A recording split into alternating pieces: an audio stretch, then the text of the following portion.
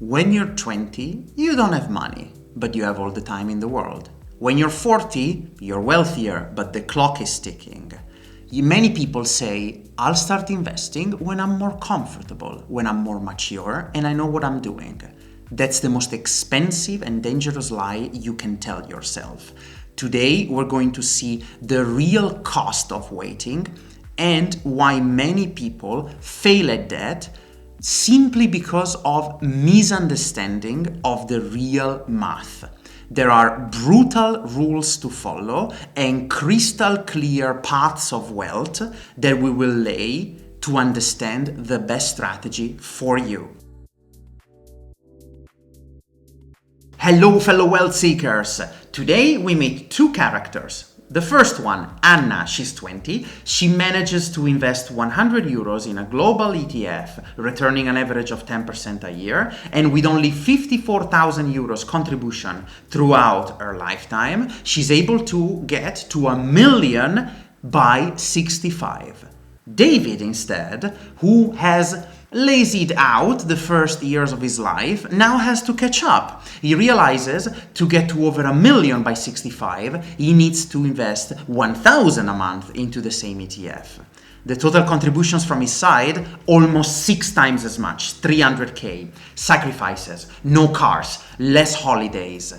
Anna had her money work for her. David had to work hard for the money. This is the cost of waiting. But even Anna's strategy is not bulletproof. You see, many people get bored or tired and they get extremely frustrated of seeing that it takes 20 years to get to a meaningful amount before it starts compounding for real. Look at Anna. She is not making any real progress until the last 10 years of her contributing career. There is 35 years of very little impact and 10 of almost tripling magic. This is the hockey stick effect, and it is a mental trap that gets the most brilliant of us. Sadly, there's another catch. 100 euros starting age 20 is commendable, it is consistent and shows effort. Unfortunately, $1 million in 45 years doesn't cut it because it won't mean the same as now due to inflation. Inflation will eat up the purchase power by then. What you need is an accelerator, meaning your deposits must increase every single year due to a new business you start, a new side gig, you change companies, you get a bonus. All of that must be reinvested. Your ETF investing has to reflect your increased income every year. If Anna were to invest 5% more in deposits each year, the inflation wouldn't simply be beat.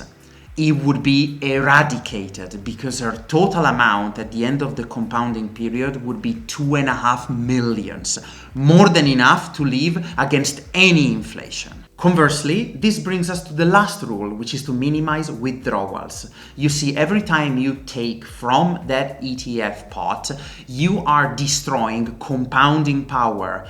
An opportunity cost, if you will. Don't think of the car, the wedding, the down payment of the house as just a 20 or 30k withdrawal. In future compounding power, that can add up to 350k. Are you really willing to sacrifice that?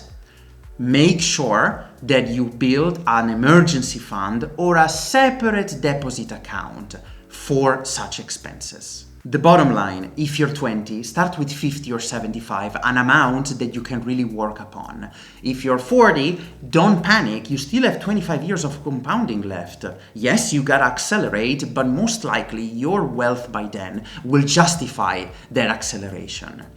For that, I will link my favorite calculator that allows you to model what would happen with increasing deposits and, if you really have to, potential withdrawals throughout the compounding period. Find it down below. Until the next session, European Wealth Lab out!